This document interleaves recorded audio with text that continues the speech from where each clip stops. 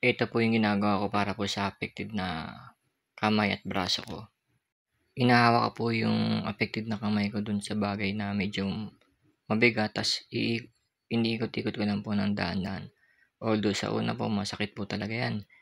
'Yan hanggang sa mangalay po yung affected na braso ko diyan.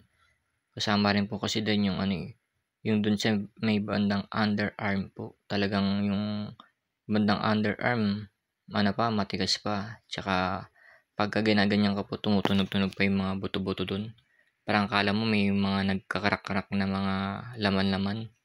'Yan, talaga pong ginagawa ko 'yan lagi ngayon dahil hindi na po masakit para sa akin na gawin 'yan at tsaka talaga para lumambot na po yung ano, yung sa may affected na braso ko at tsaka sa may underarm, mawawala na yung sakit.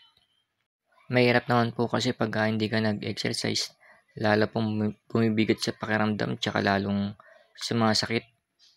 Kaya po tinutuloy-tuloy ko na lang po yung exercise ko kahit sa konting oras lang po, binibigyan ko po talaga siya ng oras.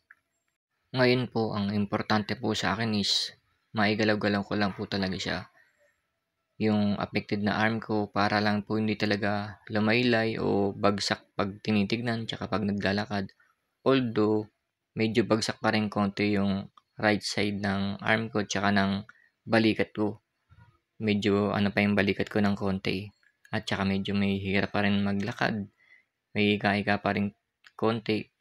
Pero sige lang po, laban lang, tuloy lang ang exercise, tuloy lang ang buhay, tuloy lang para makatulong din sa pamilya at hindi maging pabigat kahit na stroke.